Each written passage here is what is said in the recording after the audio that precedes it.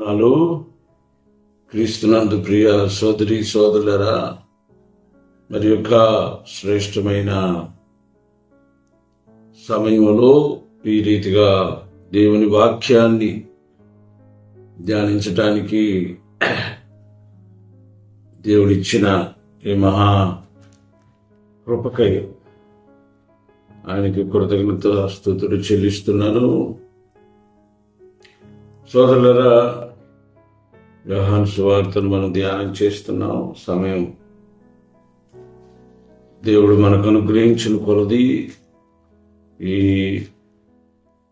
వాక్య ధ్యానాన్ని ముందుకు కొనసాగిద్దాం. 14వ అధ్యాయాన్ని, యోహాను సువార్త 14వ అధ్యాయాన్ని మనం ధ్యానం చేస్తున్నాం. ఆ భాగాన్ని నేను ఒకసారి చదువుతాను. బైబిల్ ఉన్న వారు ఓపెన్ చేసి చూడాలని ప్రభు నామములో మనవి చేస్తున్నాను. యోహాను సువార్త 14వ అధ్యాయం 10వ వచనం. తండ్రి యందు నేనును, నా యందు తండ్రి ఉన్నామని నీవు నమ్ముటలేదా? నేను మీతో చెప్పుచున్న మాటలు నా అంతటి నేనే చెప్పుటలేదు. తండ్రి నా యందు నివసించుచు తన క్రియలు చేయుచున్నాడు. తండ్రి యందు నేనును, నా యందు తండ్రి ఉన్నామని నమ్ముడి, లేదా ఈ క్రియల నిమిత్తమైనను నన్ను నమ్ముడి. చిన్న ప్రార్థన చేద్దాం. పరిశుద్ధుడా, జీవాధిపతి, గొప్ప దేవుడా, ఆశ్చర్యకరుడా, ఆలోచనకర్త, నీ పాదాల వందనాలు స్తోత్రాలు చెల్లిస్తున్నాము స్వామి. ఈ మాటలు ప్రభువా మాతో మాట్లాడండి. ఈ మాటల ద్వారా అనేక మంది రక్షణ, మారు మనసు పొందడానికి సహాయం చేయండి. ఈ మాటలకు మీరు ముద్ర వేయండి ప్రభువా. ఈ మాటలు సాతాను, శత్రువు, అపవాది చేతిలో పడి మనుషులకు హానికరంగా మారకుండా ప్రభువా, ఈ మాటలు మనుషులు వినేవారందరికీ నాయన రక్షణ, మారు మనసు, మంచి జీవితం కలిగించేవిగా, నిన్ను గుర్తించి నీ రాజ్యానికి వారసులుగా మారేటట్లు చేసేవిగా సహాయం చేయమని అపవాది తంత్ర మంత్ర సాతాను కార్యాలను యేసు నామములో లయము చేసి మీరే నీ నామానికి మహిమ తెచ్చుకోమని యేసు క్రీస్తు పరిశుద్ధ నామములో అడిగి వేడుకుంటున్నాము తండ్రి. ఆమేన్, ఆమేన్. సోదరులారా, గత ఎపిసోడ్లో మనము ఫిలిప్పు, అంటే గ్రీకు పేరు కలిగిన ఫిలిప్పు, గ్రీకు వాడని అనేక మందికి సందేహాలు ఉన్నాయి. ఆ ఫిలిప్పు సోదరులారా, తండ్రిని మాకు చూపించు అంతే చాలు అనే మాట మాట్లాడాడు. అంటే యేసు దేవుడు రెండు ఒకటి అన్న విషయం వారికి ఇంకా సందేహంగా ఉంది. ఎంతమందికి ఉందనేది అక్కడ ఫిలిప్ ఒక్కడే మాట్లాడాడు మాత్రమే. దాన్ని బట్టి మిగతా వాళ్ళ విషయం మనము ఇతిమిత్తంగా తీసుకోవాలి తప్ప ఖచ్చితంగా మనం చెప్పలేం. కనుక సోదరులారా, ఆ మాటకు యేసయ్య చెప్పిన మాట కొంతవరకు నిన్న మనం ధ్యానం చేశాం. అయితే 10వ వచనంలో కూడా తండ్రి యందు నేను, నా యందు తండ్రి ఉన్నామని నీవు నమ్ముటలేదా? సోదరులరా, దేవుడు తండ్రి, కుమారుడు, పరిశుద్ధాత్మ అని చెప్పి ప్రారంభం నుంచి మనం చెప్పుకుంటున్నాం. ప్రపంచం నమ్మేది కూడా అదే. అయితే రుజువు చేయటం మనుషులకి అంత ఈజీ కాదు. కానీ ఒక్క క్షణంలోనే మనము దేవుణ్ణి నమ్మినట్లయితే నమ్మకం కుదురుతుంది. ఒక క్షణంలోనే ఏమిటయ్యా అంటే, మనిషి తండ్రి, కుమారుడు, ఆత్మ అని దేవుని గురించి చెప్పాడు కదా. మనిషి వచ్చేటప్పటికి శరీరము, ప్రాణము, ఆత్మ. మనిషి శరీరము, ప్రాణము, ఆత్మ అని ఈ మూడు అయినప్పుడు సోదరులారా, దేవుడు తండ్రి, కుమారుడు, పరిశుద్ధాత్మ లాగా ఉండలేడా? మీకు అర్థమయ్యేటట్లు చెప్తాను సోదరులారా. తండ్రి ఆత్మ. సోదరులారా, ప్రభు అయిన యేసయ్య ఒకప్పుడు ఆత్మగా ఉన్నాడు. అంటే మట్టి శరీరాన్ని ఆయన ధరించలేదు సోదరులారా.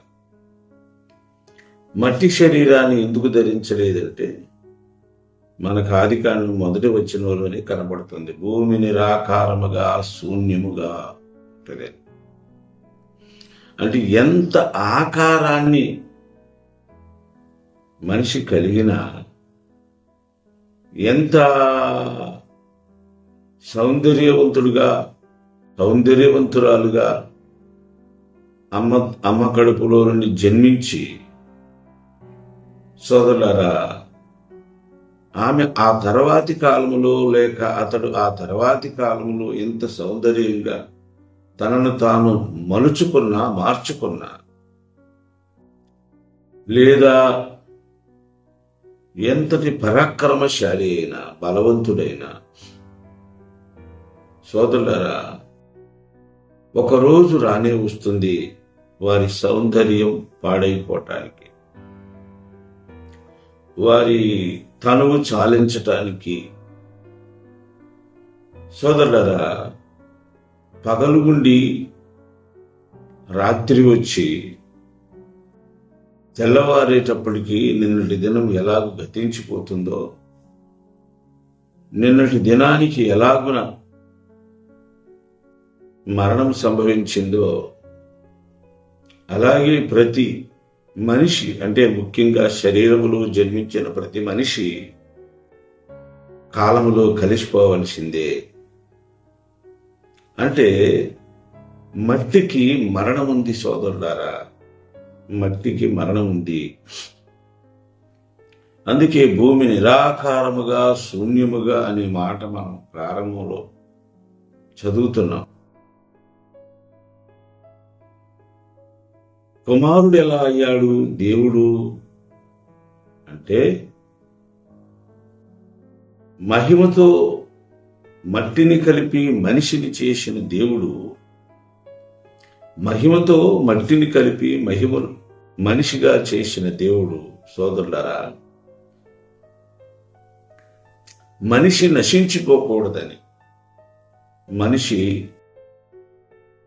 ఒక జంతువులాగా, పురుగులాగా, ఆత్మలేని ఇతర పక్షులు, జీవుల్లాగా మనిషి నశించిపోకూడదు. ఆకాశములో ఉన్న దేవుడు తన మహిమను, తన ఆత్మను మనుషుల నాసికారంధ్రములలో ఊది తన ఆత్మతో ఆ శరీరం అనే మట్టిని తన పోలికగా మార్చాడు. కాబట్టి తిరుగుబాటు చేసి అవిధేయుడైన ఈ మనిషిని ఆయన మార్చాలని, ఆయనే అనగా తానే సోదరులారా, మనవలి మన స్వరూపములో మట్టిగా మార్చాడు సోదరులారా, మట్టిగా మార్చాడు. మట్టిగా ఈ లోకములోనికి జన్మించాడు. He turned himself into mud as well as we live, we survive. ఆయన మట్టిగా మన పోలికలోకి మారాడు కనుక కుమారుడు అయ్యాడు సోదరులారా. కుమారుడు తల్లికి జన్మించాడు కాబట్టి కుమారుడయ్యాడు. దేవుడైనా సోదరులారా, నశించిపోయే మనుషులను విడిపించటానికి ఆయన మనవలే తల్లికి జన్మించాడు కాబట్టి కుమారుడయ్యాడు. ఆయన మరణాన్ని జయించి తిరిగి లేచి సోదరులారా మళ్ళీ ఆత్మలోకి తన ఇతర పోలికలోనికి వెళ్ళాడు కాబట్టి ఆయన పరిశుద్ధాత్మ దేవుడయ్యాడు. ఈ పరిశుద్ధాత్మ దేవుడు ఎప్పుడయ్యాడు అంటే సోదరులారా ఆది నుండి ఆయన ఆత్మ, ఏమి లేనప్పుడే ఆయన ఆత్మగా పిలువబడ్డాడు, ఆత్మగా ఉన్నాడు. మనిషిగా జన్మించాడు కాబట్టి కుమారుడయ్యాడు. ఆయన మనందరి కొరకు త్యాగం చేశాడు కాబట్టి ఆయన పరిశుద్ధాత్ముడయ్యాడు. సోదరులరా పరిశుద్ధాత్ముడయ్యాడు అంటే ఇక్కడ అర్థం ఏంటంటే ఎవ్వరు చేయలేని త్యాగాన్ని, దేవదూతల సహితము చేయలేని త్యాగాన్ని యేసయ్య చేశారు. Because he called the holy spirit. ఇంకా మీకు తేలికగా అర్థం అవటానికి సోదరులారా మనవలి ఆయన ప్రాణం, శరీరం, ఆత్మ అయితే సోదరులారా ఆ మూడు ఒక్కొక్కటి ఒక్కొక్క మహిమ కలిగింది సోదరులారా. దేని పని అది చేయగలదు, విడివిడిగా చేయగలదు. Flesh, life and soul should be do something, should be survive, should be live individually, personally, as well as three together. ప్రాణం, శరీరం, ఆత్మ మూడు కలిసి ఎలాగ ఒకటిగా అద్భుతంగా పనిచేస్తాయో దేవునిలో ఉన్న ఆ ప్రాణము, శరీరము, ఆత్మ సోదరులరా అంటే తండ్రి, కుమార, ఆత్మ ఈ ముగ్గురు విడిపోయి కూడా ఒక్కటిగా పనిచేయగలరు. ప్రాణము మూడు చేసినన్ని పనిచేస్తుంది. శరీరము ముగ్గురు కలిసి ఉన్నప్పుడు చేయగలిగిన పని చేస్తుంది. ఆత్మ ముగ్గురు కలిసి ఉన్నప్పుడు చేయగలిగిన పని చేస్తుంది. These three working individually as well as three together. ఈ తండ్రి, కుమార, పరిశుద్ధాత్మ దేవుళ్ళు విడివిడిగా ఒక్కరిగా పని చేయగలరు. అంటే విడివిడిగా ముగ్గురు చేయగలిగిన వ్యక్తి ఒక వ్యక్తే చేయగలరు. మనిషి అలా కాదు సోదరులారా. ఆత్మ నేను ఉండననుకుంటే వెళ్ళిపోతే మట్టి తిరిగి మరలా మట్టిలో కలిసిపోతుంది. ప్రాణం ఈ దేహాన్ని విడిచిపోతాయి. ఎందుకంటే శరీరం నిరాకారమైంది, శరీరం బలహీనమైంది, శరీరం మట్టితో నిర్మించబడింది. మనలోని ఆ ప్రాణము రక్తమైతే అది ఆత్మ విడిచిపెట్టిన వెంటనే దాని శక్తిని కోల్పోతుంది.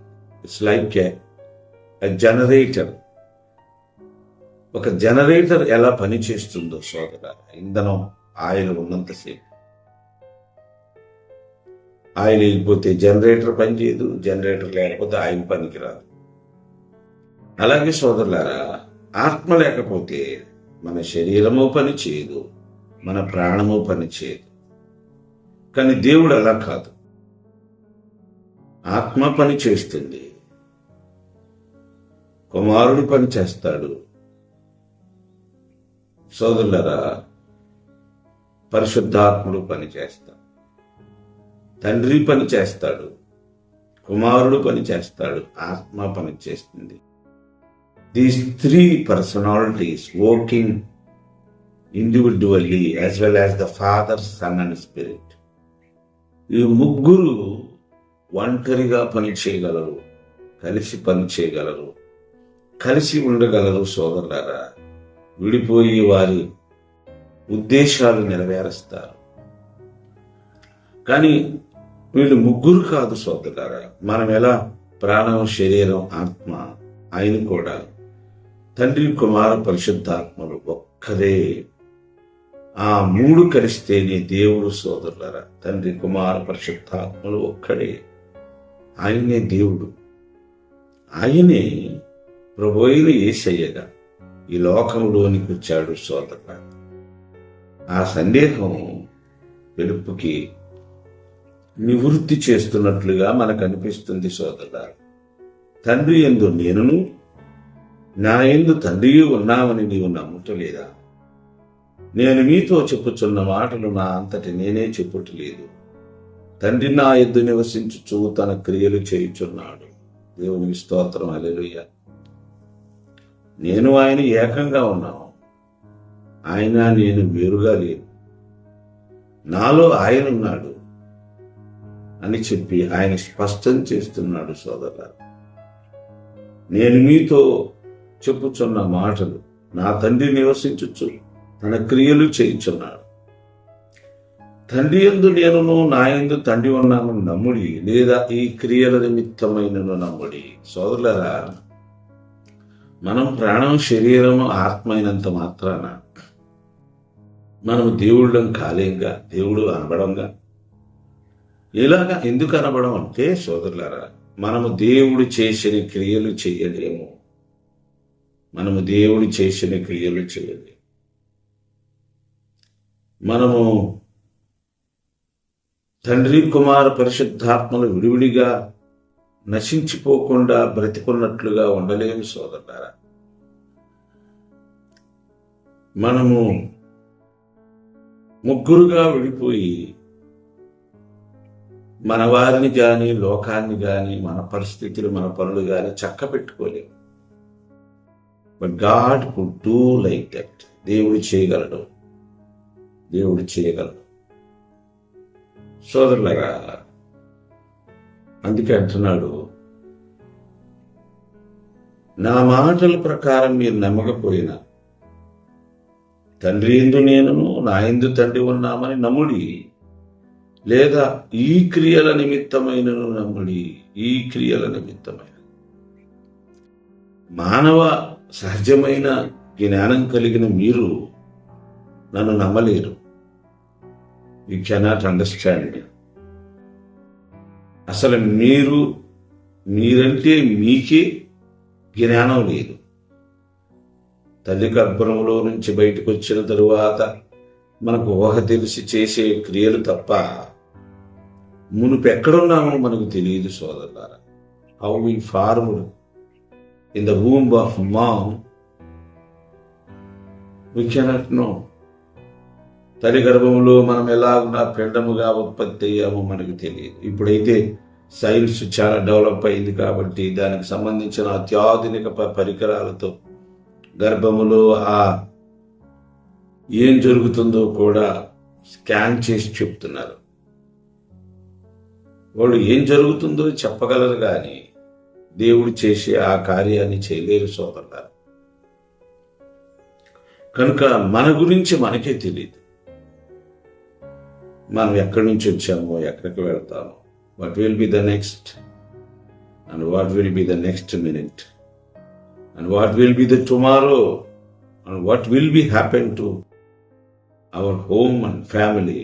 We don't know. ఏం జరుగుతుందో మనకి తెలియదు సోదరులారా. But God knows everything.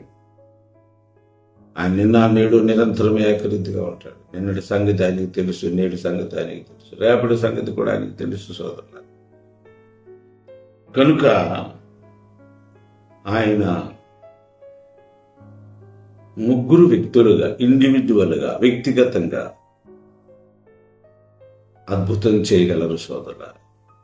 అలా కాకపోతే ఆయన భూమి మీదకి వచ్చి ఒక కుమారునిగా తల్లి గర్భములో జన్మించి ఆయన చేసే క్రియలు సోదరులారా. అదే అంటున్నాడు, ఈ క్రియల నిమిత్తమైనను నన్ను నమ్ముడి, ఈ క్రియల నిమిత్తమైనను నన్ను నమ్ము.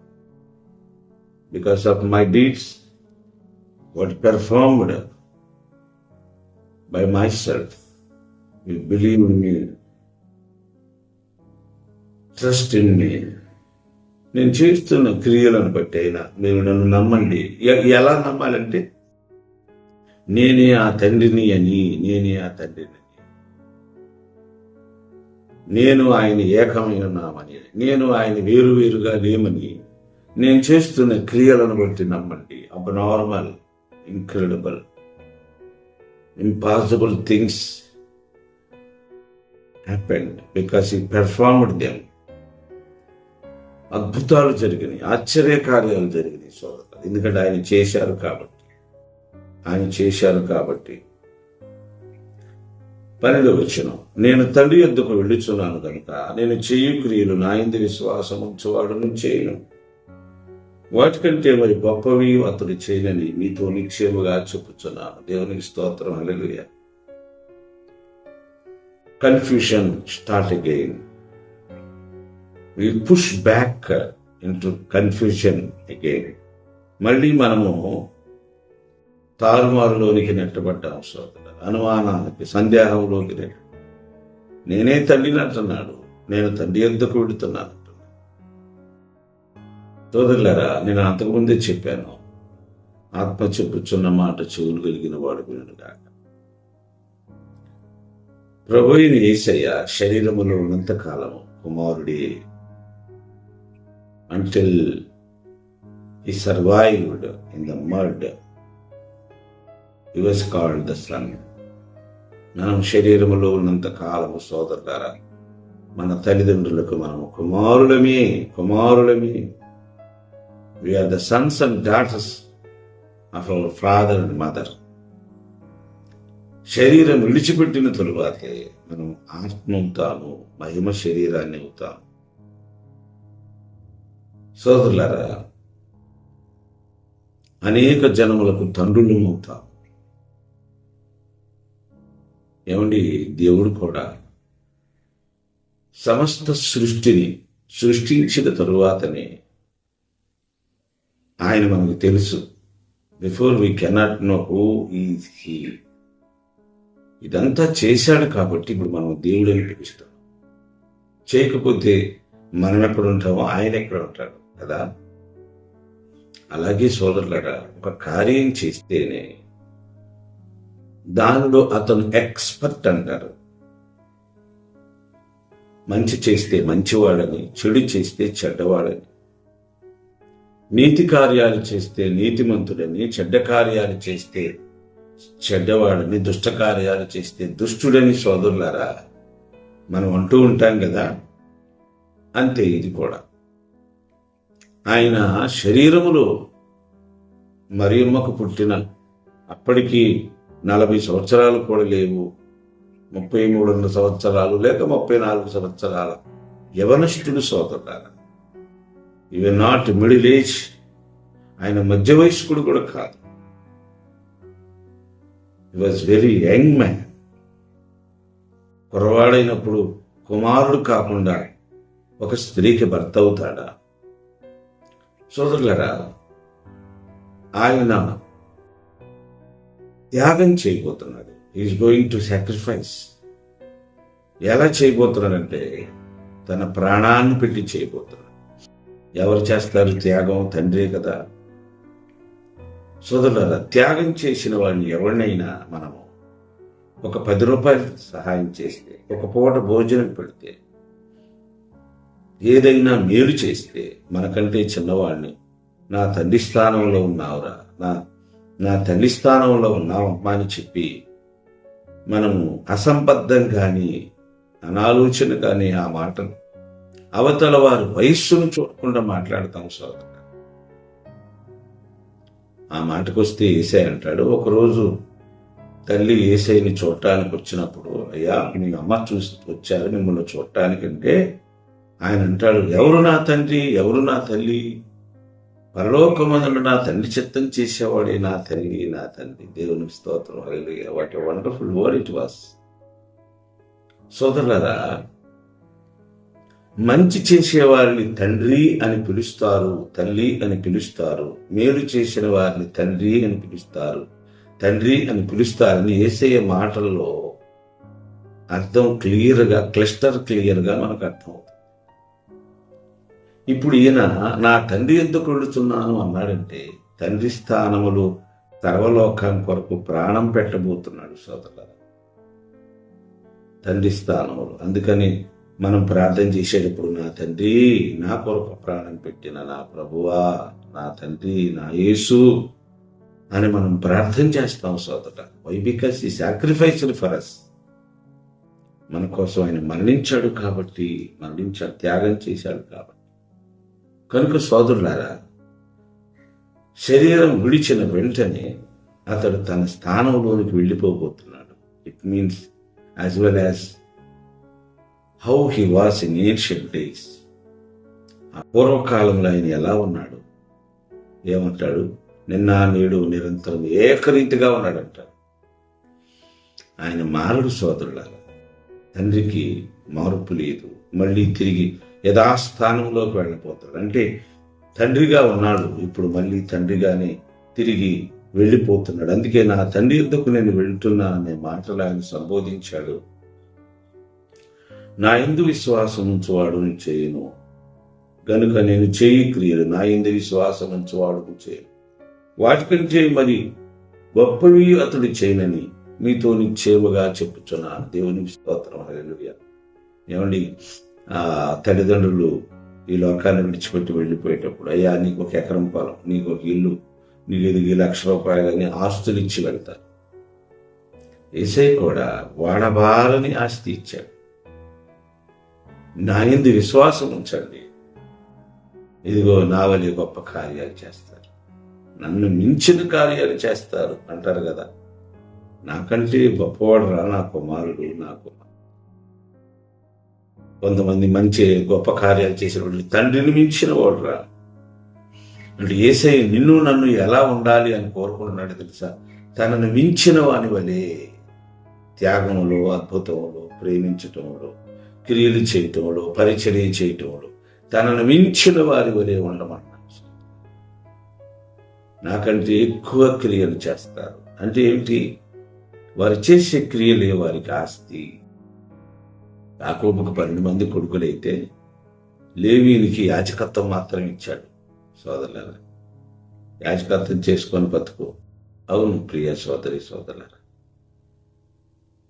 మనుషులు అనగా ముఖ్యంగా ప్రభు బిడ్డలు, పిలువబడిన వారు, పరిశుద్ధులు, ఏర్పరచబడ్డవారు, దేవుని పిలుపు కలిగిన వారు సోదరులారా, ఆయన క్రియలు చేస్తూ ఆ క్రియల ద్వారా సోదరులారా, ఆ క్రియాఫలాన్ని అనుభవిస్తూ తమ ప్రాణాలు నిలబెట్టుకోవాలి, తమ సాక్ష్యాన్ని కాపాడుకోవాలి, తమ జీవితాన్ని కాపాడుకోవాలి. ఆనాడు శిష్యులు చేసిన క్రియలు వారిని బ్రతికించాయి, వారిని పోషించాయి, వారిని బలపరిచాయి సోదరులారా. కనుక ఈ దినాల్లో కూడా మనం ఆయన పిల్లలంగా జీవిస్తున్నప్పుడు సోదరులారా, మన శరీరాన్ని, మన ఆత్మని, మన ప్రాణాన్ని, మన పిల్లల్ని, మన కుటుంబాన్ని ఆయన యందు విశ్వాసం ఉంచి నీతి క్రియలు చేస్తూ, పాపాన్ని విడిచిపెట్టి, అపవిత్రతను విడిచిపెట్టి, పరిశుద్ధతతో మనలను మనము పోషించుకుంటూ, మన ఆత్మను కాపాడుకుంటూ, మన ప్రాణ శరీరాత్మలను కాపాడుకుంటూ, మన పిల్లల, మన ఇంటి వారి ప్రాణ శరీరాత్మలకు కావలి కాస్తూ, ప్రార్థిస్తూ, మన నీతి వారికి వచ్చు తరాలకి ఆశీర్వాదకరంగా ఉన్నట్లు బ్రతుకుతూ, మన సాక్ష్యాన్ని కాపాడుకుంటూ, పరిశుద్ధ జీవితం జీవిస్తూ ముందుకు సాగిపోదాం. దేవుడి మాటలు దీవించి ఆశీర్వదించునుగాక. మరొక భాగంలో కలుసుకుందాం. అందాక సెలవు. చిన్న ప్రార్థన చేస్తాను. పరిశుద్ధుడా, జీవాధిపతి, గొప్ప దేవుడా, యేసునాథుడా, నీ పాదాలు పొందనాలు, స్తోత్రాలు. నీ మాటలు ప్రభువా మా వినికిడిలో దీవించి ఆశీర్వదించి అనేక మందికి రక్షణ, మారు మనసు, నాయన జ్ఞానము, తెలివి కలిగించునట్లుగా చేసి, మాటలకు ముద్ర వేసి, శత్రువులకు, అపవాదికి, తంత్రమంత్రగాళ్లకు చోటు లేకుండా ప్రభు ఈ మాటల వలన మేలు కలిగించి హాని కలగకుండా కృపచూపమని యేసుక్రీస్తు పరిశుద్ధ నామములో అడిగి వేడుకుంటున్నాము తండ్రి. ఆమేన్. అందరికీ వందనాలు.